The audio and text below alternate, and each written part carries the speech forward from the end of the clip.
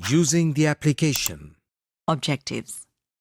इस लेसन में हम वर्ड की बेसिक सेटिंग्स को तब्दील करना सीखेंगे। अब जबकि हमने वर्ड में थोड़ा बहुत काम करना सीख लिया है, हम अब आपको इसकी बेसिक सेटिंग्स चेंज करना सिखाएंगे ताकि आप इनको चेंज करके अपनी जरूरियात के मुताबिक सेट कर सकें।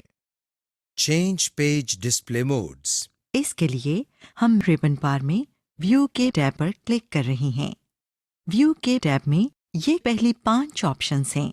हम इन ऑप्शंस में से पहली ऑप्शन यानी प्रिंट लेआउट पर क्लिक कर रहे हैं। देखिए कि वर्ड का डिस्प्ले चेंज हो गया है। Hands on exercise.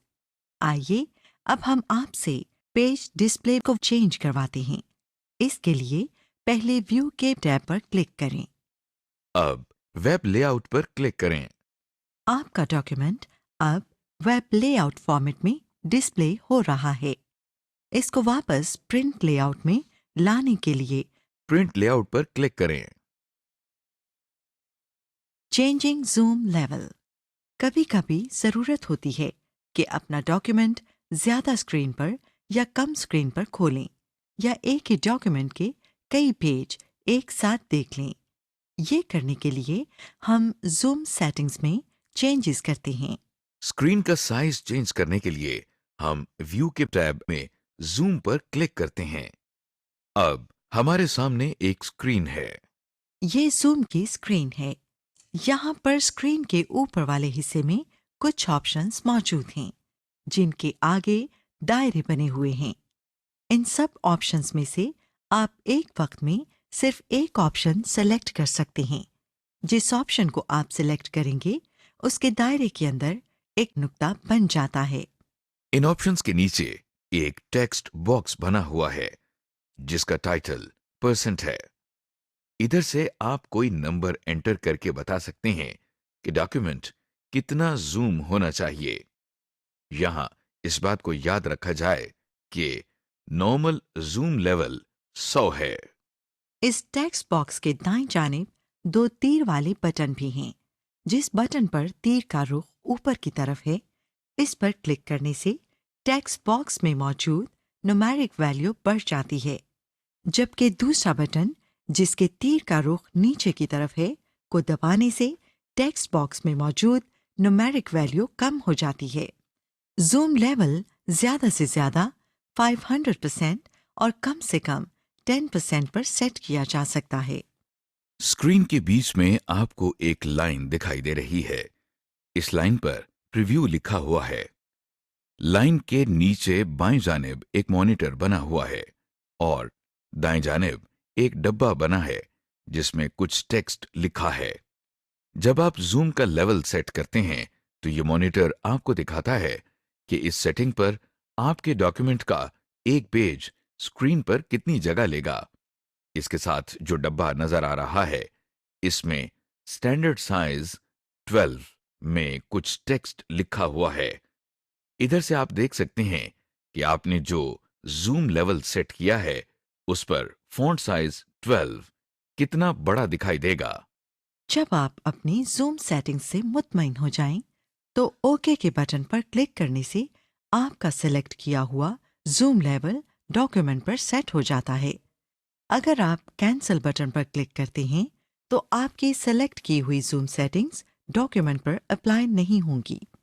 Zoom level change करने का एक और भी तरीका है। पेज के बिल्कुल नीचे स्टेटस बार पर दाएं तरफ जूम टूल्स दिए गए हैं जिसमें इस वक्त 100% लिखा हुआ नजर आ रहा है। यहां से जूम सेटिंग चेंज करने के 2 तरीके हैं। पहले तरीके में हम 100% पर क्लिक करके पहले से दिए गए तरीके से जूम लेवल चेंज कर सकते हैं। दूसरे तरीके में इसके साथ ही आपको दायरे में एक तरफ मनफी का निशान और दूसरी तरफ जमा का निशान नजर आ रहा होगा। मनफी के निशान पर क्लिक करने से पेज का जूम लेवल कम होता नजर आ रहा है, जबकि जमा के निशान पर क्लिक करने से पेज का जूम लेवल बढ़ता नजर आ रहा है। इसके अलावा इन दोनों निशानों के दरमियान मौजूद इस तीर को माउस की मदद से पकड़कर अगर बाएं तरफ खींचें तो जूम लेवल कम हो जाता है। अगर तीर को दाईं तरफ लाएं तो जूम लेवल बढ़ जाता है। Hands on exercise.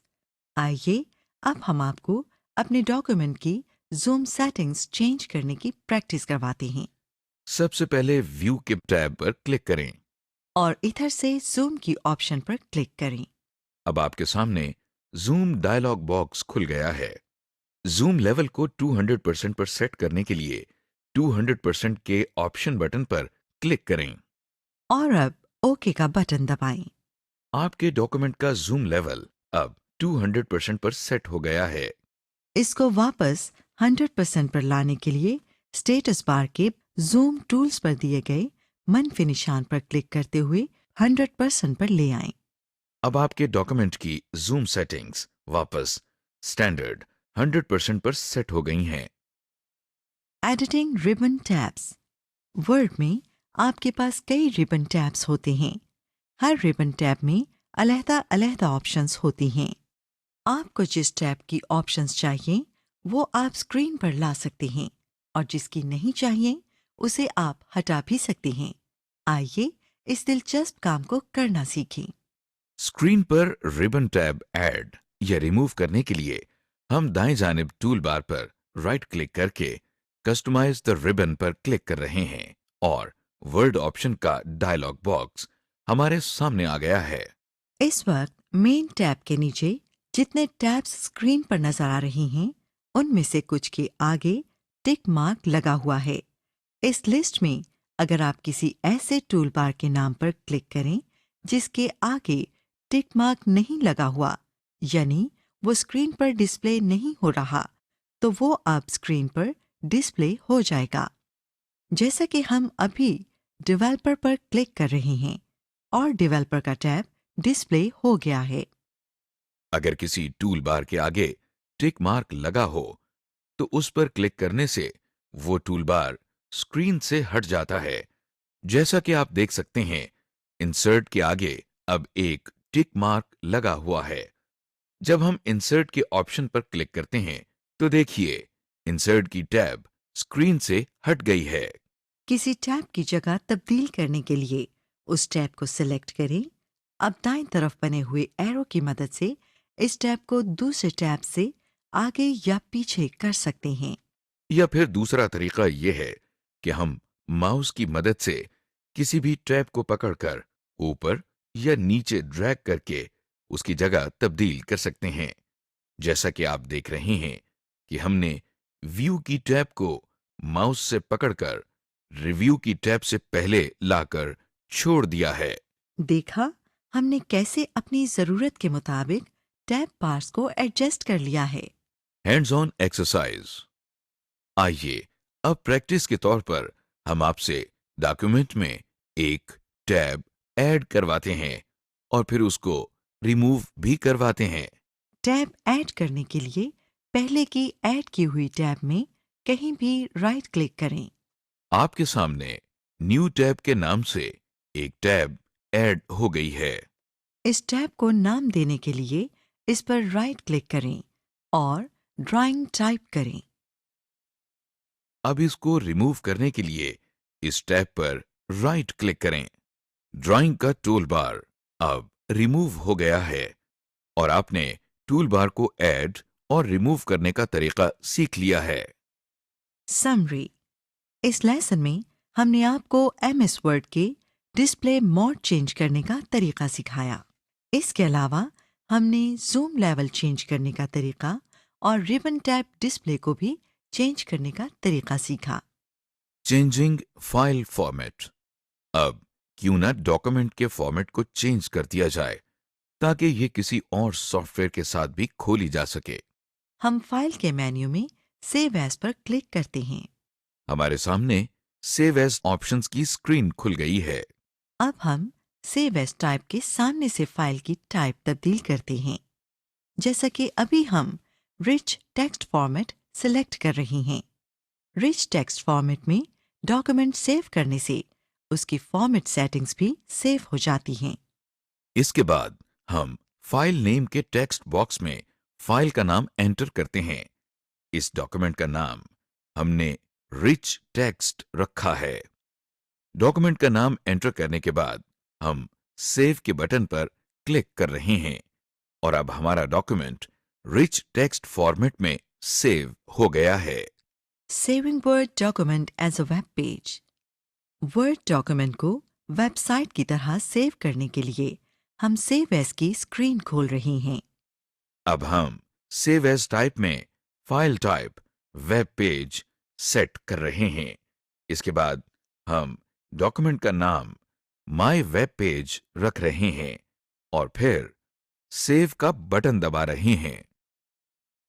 Hands on exercise. آپ کو اسکرین پر ایک ڈاکومنٹ نظر آ رہا ہے۔ ہم آپ سے یہ ڈاکومنٹ پلین ٹیکسٹ ڈاکومنٹ کے طور پر سیو کروائیں گے۔ سب سے پہلے سیو کا ڈائلاگ باکس کھولنا پڑے گا۔ اس کے لیے آپ فائل کے مینیو پر کلک کریں۔ اب سیو ایز کی آپشن پر کلک کریں۔ آپ کے سامنے سیو ایز کا ڈائلاگ باکس کھل گیا ہے۔ پہلے فائل نیم کے ٹیکسٹ باکس پر کلک کر کے ڈاکومنٹ کا نام VU1 رکھ دیں۔ اب اس سے نچلے text box save as type پر کلک کر کے پلین ٹیکسٹ کی آپشن پر کلک کریں اور سیو کے بٹن پر کلک کر رہے ہیں۔ اور اس کے بعد اوکے کے بٹن پر کلک کریں۔ لیجئے، آپ کا ڈاکومنٹ پلین ٹیکسٹ فارمیٹ میں سیو ہو گیا ہے۔ سمری۔ اس لیسن میں آپ نے ڈاکومنٹ کو مختلف فارمیٹس میں سیو کرنا سیکھا ہے، جیسا کہ رچ ٹیکسٹ فارمیٹ اور web page format. Insert data objectives. اس لیسن میں ہم آپ کو ایک ڈاکیومنٹ میں مختلف قسم کا ڈیٹا انسرٹ کرنے کا طریقہ سکھائیں گے۔ اس میں ڈاکیومنٹ کے اندر کوئی کیریکٹر، سینٹنس، ورڈ یا تھوڑا سا ٹیکسٹ ڈالنے کا طریقہ، انڈو کی کمانڈ استعمال کرنے کا طریقہ، ایک نیا پیراگراف انسرٹ کرنے کا طریقہ، اسپیشل کیریکٹر اور سمبلز ڈالنے کا طریقہ اور پیج بریک انسرٹ کرنے کا طریقہ شامل ہے۔ کاغذ پر کام کرتے ہوئے اکثر ہم بیچ میں سے لفظ لکھنا بھول جاتے ہیں۔ اس مسئلے سے نمٹنے کے لیے یا تو آپ کو پوری لائن دوبارہ لکھنی پڑتی ہے یا آپ لائن کے اوپر چھوٹا چھوٹا لکھنا شروع کر دیتے ہیں۔ MS ورڈ نے یہ مسئلہ بھی حل کر دیا ہے۔ آئیے ہم دیکھتے ہیں کہ MS ورڈ یہ کام کس طرح کرتا ہے۔ Inserting text. پہلے کی ٹائپ کی گئی ٹیکسٹ میں کسی بھی جگہ پر اگر آپ نے اور ٹیکسٹ ایڈ کرنا ہو تو اس کے لیے سب سے پہلے ہم جس جگہ پر ٹیکسٹ ایڈ کرنا چاہتے ہیں وہاں پر کلک کریں۔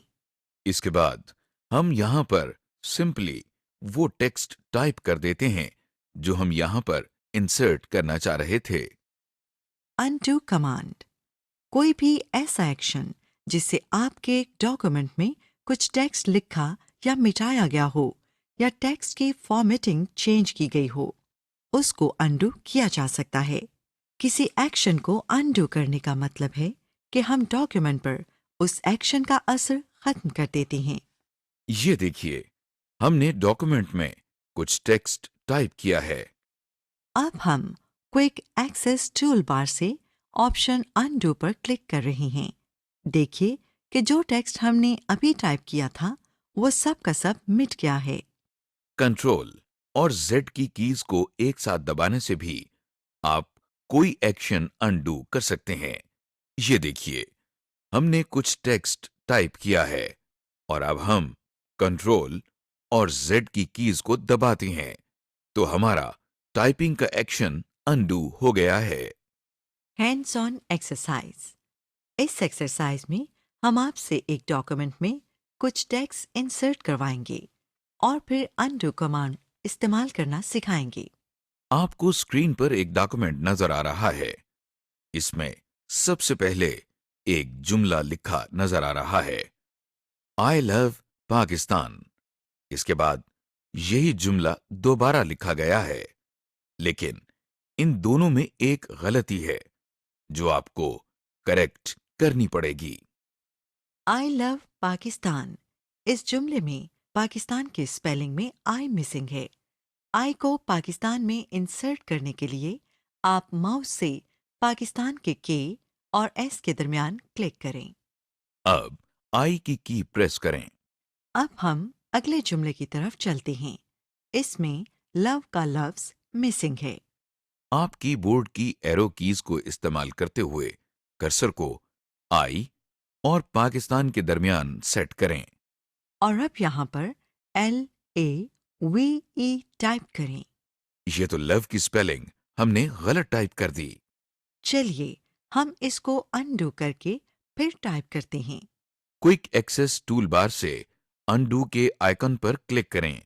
اب ہم لو دوبارہ ٹائپ کرتے ہیں کرسر کو آئی اور پاکستان کے درمیان سیٹ کریں۔ اور اب LOVE ٹائپ کریں۔ آپ نے اب دونوں جملے کریکٹ کر دیے ہیں اور ساتھ ساتھ ٹیکسٹ انسرٹ کرنا اور انڈو کی کمانڈ بھی استعمال کرنا سیکھ لیا ہے۔ Insert special characters and symbols. Special characters and symbols ان سارے کیریکٹرز اور سمبلز کو کہتے ہیں جو کی بورڈ کے اوپر موجود نہیں، جیسا کہ کاپی رائٹ سمبل۔ سب سے پہلے ہم انسرٹ کی ٹیب پر کلک کر رہے ہیں اور اس کے بعد ہم سمبلز کی آپشن پر کلک کر رہے ہیں۔ کلک کرنے سے آپ کو مختلف سمبلز نظر آ رہے ہیں۔ یہاں سے جو سمبل آپ نے انسرٹ کرنا ہے اس پر کلک کریں۔ اگر ان سمبلز میں وہ سمبل موجود نہیں جو آپ نے انسرٹ کرنا ہے تو مور سمبلز کی آپشن پر کلک کریں۔ اب ہمارے سامنے سمبلز کا ڈائلاگ باکس کھل گیا ہے۔ اس میں 2 ٹیبز ہیں جن کے نام سمبلز اور اسپیشل کیریکٹرز ہیں۔ اس وقت سمبلز کا ٹیب دبا ہوا ہے۔ اس میں اوپر 2 ڈراپ ڈاؤن لسٹ باکسز ہیں جن میں سے پہلے کا نام فونٹ ہے۔ اس لسٹ باکس سے آپ اپنے پسند کا فونٹ چوز کر سکتے ہیں۔ اس سے آگے سب سیٹ کا لسٹ باکس ہے۔ اس سے ہم سلیکٹڈ فونٹ کے مخصوص سمبلز کے گروپ تک پہنچ سکتے ہیں، جیسا کہ یہ ہم میتھمیٹیکل آپریٹرز سلیکٹ کر رہے ہیں تو نیچے ڈبے میں میتھمیٹیکل آپریٹرز سامنے آ گئے ہیں۔ ان لسٹ باکسز کے نیچے ایک ڈبے میں کافی زیادہ سمبلز نظر آ رہے ہیں۔ ان میں سے کسی بھی سمبل پر اگر ڈبل کلک کیا جائے تو وہ آپ کے ڈاکومنٹ میں اس جگہ ٹائپ ہو جاتا ہے جہاں کرسر موجود تھا۔ کسی سمبل پر سنگل کلک کر کے انسرٹ کے بٹن پر کلک کرنے سے بھی یہی کام کیا جا سکتا ہے۔ اب ہم اسپیشل کیریکٹرز کے ٹیب کی طرف چلتے ہیں۔ ادھر بھی سمبلز کی ٹیب کی طرح ایک ڈبے میں کچھ اسپیشل کیریکٹرز موجود ہیں۔ ان اسپیشل کیریکٹرز میں اور وہ سمبلز جو ہم نے پچھلے ٹیب میں دیکھے تھے میں فرق صرف اتنا ہے کہ یہ اسپیشل کیریکٹرز زیادہ استعمال کیے جاتے ہیں، اس لیے ان کو علیحدہ رکھا گیا ہے۔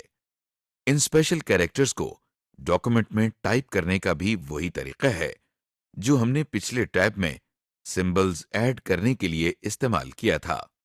ہر اسپیشل کیریکٹر کے دائیں جانب اس کیریکٹر کا نام لکھا ہوا ہے اور اس سے آگے اس کیریکٹر کی شارٹ کٹ کی دی گئی ہے۔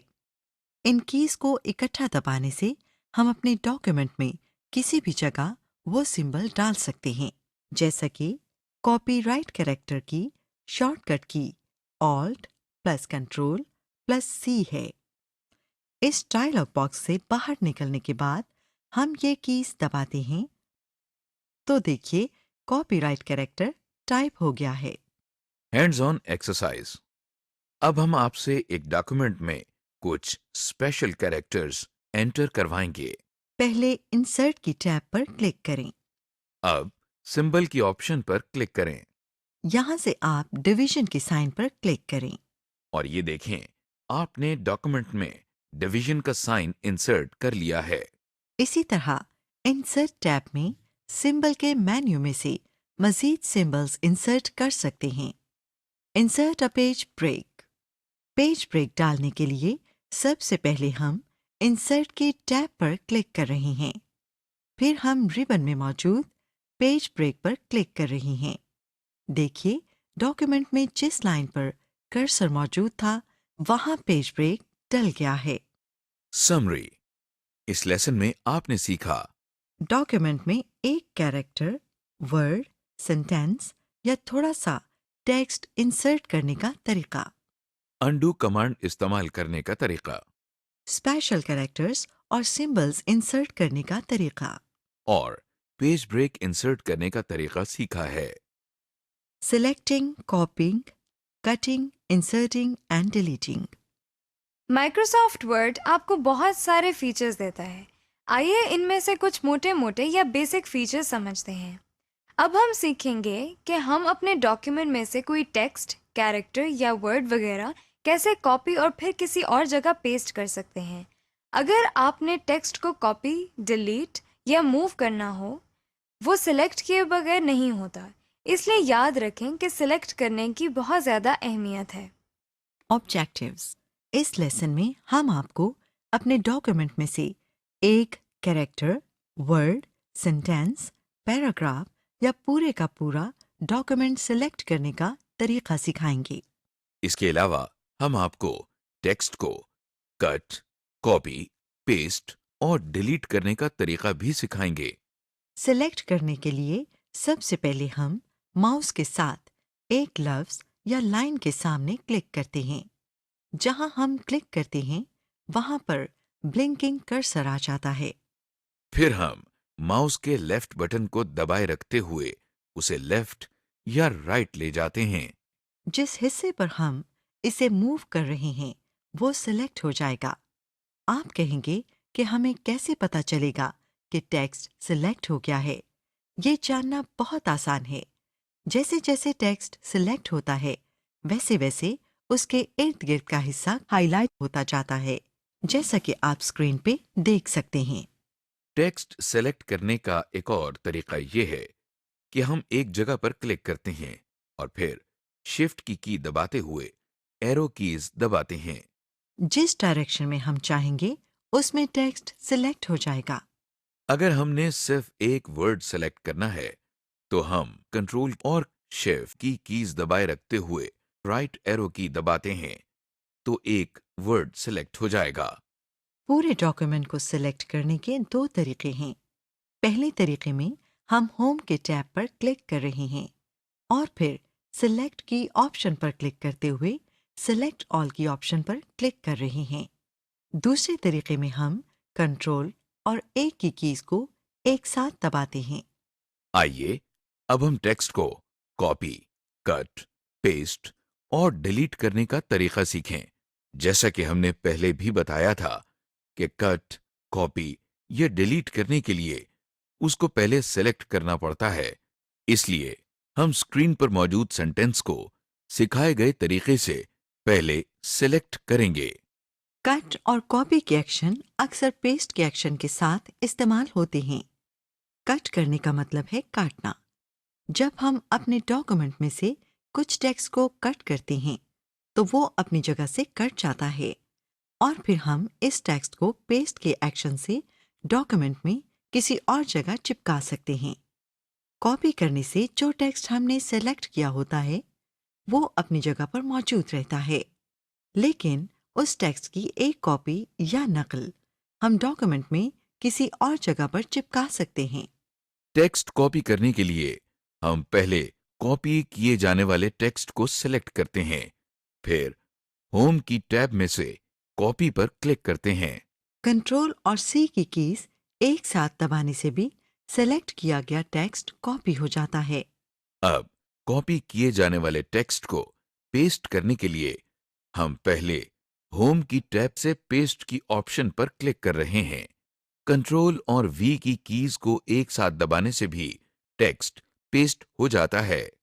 ٹیکسٹ کو کٹ کرنے کے لیے ہم پہلے ٹیکسٹ کو سلیکٹ کر رہے ہیں اور پھر ہوم کی ٹیب سے ہم کٹ کی آپشن پر کلک کر رہے ہیں۔ کنٹرول اور ایکس کی کیز کو ایک ساتھ دبا کر بھی ٹیکسٹ کو کٹ کیا جا سکتا ہے۔ دیکھیے کہ سلیکٹڈ ٹیکسٹ اب اسکرین سے غائب ہو گیا ہے۔ کٹ کیے گئے ٹیکسٹ کو ڈاکیومنٹ میں واپس چپکانے کے لیے ہم سکھائے گئے طریقے سے ٹیکسٹ کو پیسٹ کر دیتے ہیں۔ ہم ٹیکسٹ کو کاپی یا کٹ کر کے ایک ڈاکیومنٹ سے دوسرے ڈاکیومنٹ تک بھی لے جا سکتے ہیں۔ اس کے لیے ضروری ہے کہ ہم دونوں ڈاکیومنٹس یعنی جس ڈاکیومنٹ سے ٹیکسٹ کاپی کیا جائے گا اور جس میں پیسٹ کیا جائے گا دونوں اوپن ہوں۔ ہم پہلے ایک ڈاکیومنٹ میں جا کر ٹیکسٹ کو سلیکٹ کر کے اس کو کاپی کرتے ہیں اور پھر دوسرے ڈاکیومنٹ میں جا کر پیسٹ کر دیتے ہیں۔ اگر ہم نے زیادہ ٹیکسٹ ڈیلیٹ یعنی مٹانی ہو تو اس کے لیے ہم نے جس ٹیکسٹ کو ڈیلیٹ کرنا ہے سلیکٹ کر رہے ہیں۔ ٹیکسٹ سلیکٹ کرنے کے بعد کی بورڈ پر بنی ہوئی ڈیلیٹ کی دبانے سے ٹیکسٹ ڈیلیٹ ہو جاتا ہے۔ Hands on exercise. چلیں اب ایک ایکسرسائز کرتے ہیں۔ آپ کے سامنے ایک ٹیکسٹ موجود ہے۔ کرسر کو لائن کے بائیں طرف شروع میں کلک کریں۔ اب آپ شفٹ کی کو دبائے رکھتے ہوئے رائٹ ایرو کو پریس کرتے رہیں تاکہ پوری لائن سلیکٹ ہو جائے۔ ٹیکسٹ سلیکٹ کرنے کے بعد ہوم ٹیب میں کاپی کی آپشن پر کلک کریں۔ اب کرسر کو اس لائن کے آخر پر کلک کر کے انٹر کی پریس کریں تاکہ کرسر اگلی لائن پر آ جائے جہاں ہم نے اس ٹیکسٹ کو پیسٹ کرنا ہے۔ اب ہوم ٹیب میں سب سے پہلی آپشن پیسٹ پر کلک کریں تو دیکھیں وہی ٹیکسٹ یہاں پر بھی لکھا گیا ہے۔ تو اس طرح آپ نے ٹیکسٹ کو کاپی اینڈ پیسٹ کرنا سیکھ لیا ہے۔ Searching and replacing. Us lesson میں ہم آپ کو اپنے ڈاکیومنٹ میں کوئی مخصوص لفظ یا جملہ ڈھونڈنے کا طریقہ سکھائیں گے اور پھر اس لفظ کو کسی اور لفظ سے بدلنے کا طریقہ سکھائیں گے۔ اگر آپ کو رجسٹر میں سے کوئی لفظ مثلاً کسی کا نام نکالنا ہو یا کوئی لفظ کسی جگہ پر تبدیل کرنا ہو تو آپ کو بہت دشواری ہوگی۔ ورڈ نے یہ کام آسان کر دیا ہے۔ آئیے ورڈ کی اس سہولت کو سیکھ لیتے ہیں۔ اگر ہمیں کوئی ورڈ یا لائن اپنے ڈاکومنٹ میں ڈھونڈنی ہے تو ہم ہوم کی ٹیب میں فائنڈ کے ساتھ بنے ہوئے چھوٹے سے ایرو پر کلک کرنے سے ایڈوانسڈ فائنڈ کی آپشن پر کلک کرتے ہیں۔ ہمارے سامنے فائنڈ کا ڈائلاگ باکس کھل گیا ہے۔ اس ڈائلاگ باکس میں 3 ٹیب ہیں جن کے نام فائنڈ، ریپلیس اور گو ٹو ہیں۔ اس وقت ہم فائنڈ کے ٹیب میں ہیں۔ اس میں ایک ٹیکسٹ باکس ہے جس کا نام فائنڈ واٹ ہے۔ ادھر ہم وہ لفظ یا جملہ ٹائپ کرتے ہیں جو ہم ڈاکومنٹ میں ڈھونڈنا چاہتے ہیں۔ لفظ ٹائپ کرنے کے بعد ہم فائنڈ نیکسٹ کے بٹن پر کلک کر رہے ہیں تو دیکھیے ہماری ڈاکیومنٹ میں اس لفظ کا میچ ہائی لائٹ ہو گیا ہے۔ اگر ہم فائنڈ نیکسٹ کا بٹن دباتے جائیں تو ورڈ ہم کو باری باری ڈاکیومنٹ میں سب میچز دکھاتا ہے اور جب میچ ختم ہو جاتے ہیں تو ایک میسج باکس ڈسپلے ہو جاتا ہے جو ہمیں یہ بتا رہا ہے کہ اب ٹائپ کیے گئے ورڈ کے اس ڈاکیومنٹ میں اور کوئی میچ موجود نہیں۔ اگر ہم نے کوئی ورڈ یا لائن ڈھونڈ کر اسے کسی اور ورڈ یا لائن سے بدلنا ہے تو ہم اسی ڈائلاگ باکس کے اگلے ٹیب یعنی ریپلیس پر جاتے ہیں۔ اس ٹیب کے بٹنز بھی بالکل ویسے ہی کام کرتے ہیں جیسے پچھلے ٹیب کے بٹنز کام کرتے تھے، لیکن اس میں کچھ نئی چیزیں بھی ہیں۔ آئیے ان کو تفصیل سے دیکھیں۔ فائنڈ ورڈ کے ٹیکسٹ باکس کے نیچے ریپلیس ود کا ٹیکسٹ باکس دکھائی دے رہا ہے۔ اس ٹیکسٹ باکس میں ہم وہ لفظ ٹائپ کرتے ہیں جس کو ہم اپنے ڈاکومنٹ میں فائنڈ واٹ میں ٹائپ کیے گئے لفظ سے چینج کرنا چاہتے ہیں۔ اب فائنڈ ورڈ کے سامنے جو ورڈ یا لائن بدلنی ہے وہ ٹائپ کرتے ہیں اور ریپلیس ود کے سامنے جسے اس سے بدلنا ہے وہ ٹائپ کرتے ہیں اور فائنڈ نیکسٹ، ریپلیس یا ریپلیس آل میں سے ایک بٹن اپنی ضرورت کے مطابق کلک کرتے ہیں۔ فائنڈ نیکسٹ پر کلک کر کے ہم وہ ورڈ ڈھونڈتے ہیں۔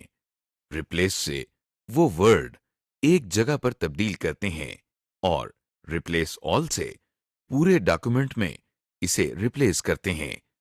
آپ اسکرین پر دیکھ سکتے ہیں کہ ہم نے کیسے ایک لفظ کو ڈھونڈ کر اسے ایک اور لفظ سے تبدیل کر دیا ہے۔ اگر کوئی ورڈ نہ ملے تو ایرر میسج آ جاتا ہے جیسا کہ آپ اسکرین پر دیکھ سکتے ہیں۔ Hands on exercise. آپ کے سامنے ایک صفحے کا ڈاکیومنٹ ہے۔ آپ نے اس میں سے لفظ پاکستان کو ڈھونڈنا ہے اور پھر اس کو کیپٹل لیٹرز میں لکھے ہوئے پاکستان سے ریپلیس کرنا ہے۔ تو چلیے سب سے پہلے ہوم ٹیب میں سب سے آخر میں فائنڈ کے ساتھ بنے ہوئے چھوٹے سے ایرو پر کلک کریں۔ اب آپ کے سامنے جو لسٹ اوپن ہوئی ہے اس میں سے ایڈوانسڈ فائنڈ پر کلک کریں۔ آپ کے سامنے ایک ڈائلاگ باکس کھل گیا ہے۔ اس میں فائنڈ کی ٹیب کے نیچے فائنڈ واٹ کے سامنے بنے ہوئے ڈبے میں پاکستان لکھیں۔ اب آپ فائنڈ نیکسٹ کے بٹن پر کلک کریں تو ڈاکومنٹ میں یہ لفظ جہاں سب سے پہلے لکھا ہوا ہوگا وہ ہائی لائٹ ہو جائے گا۔ اسی طرح آپ فائنڈ نیکسٹ کے بٹن پر مزید کلک کرتے جائیں اور پورے ڈاکیومنٹ میں موجود اس لفظ کو آئیڈینٹیفائی کر لیں۔ اب آپ اس ڈائلاگ باکس میں نیکسٹ ٹیب ریپلیس پر کلک کریں۔ سب سے پہلے ڈبے فائنڈ واٹ کے سامنے پاکستان لکھیں اور نیچے ریپلیس وتھ کے سامنے والے ڈبے میں کیپٹل لیٹرز میں پاکستان لکھیں۔ اس کے بعد نیچے دیے گئے بٹن ریپلیس آل پر کلک کریں۔ اب آپ دیکھیں کہ پورے ڈاکیومنٹ میں جہاں جہاں پاکستان چھوٹے حروف میں لکھا ہوا تھا اب وہ کیپٹل لیٹرز میں لکھا ہوا نظر آ رہا ہے۔ تو اس طرح آپ نے فائنڈ اینڈ ریپلیس کی آپشن کو استعمال کرتے ہوئے یہ ایکسرسائز مکمل کر لی۔ سمری: اس لیسن میں آپ نے سیکھا کہ ایک پہلے سے موجود ڈاکومنٹ میں ٹیکسٹ کا اضافہ کیسے کیا جاتا ہے، ڈاکیومنٹ میں موجود ٹیکسٹ کو مختلف طریقوں سے کیسے سیلیکٹ کیا جاتا ہے، ہم ٹیکسٹ ایڈیٹنگ کے دوران ٹیکسٹ کو کٹ، کاپی اور پیسٹ کیسے کر سکتے ہیں، ڈاکیومنٹ میں موجود کسی بھی حصے کے ٹیکسٹ کو کیسے ڈیلیٹ کیا جاتا ہے، اور آخر میں یہ دیکھا کہ فائنڈ اینڈ ریپلیس کا فیچر کیا ہے اور اسے کس طرح استعمال کرنا ہے۔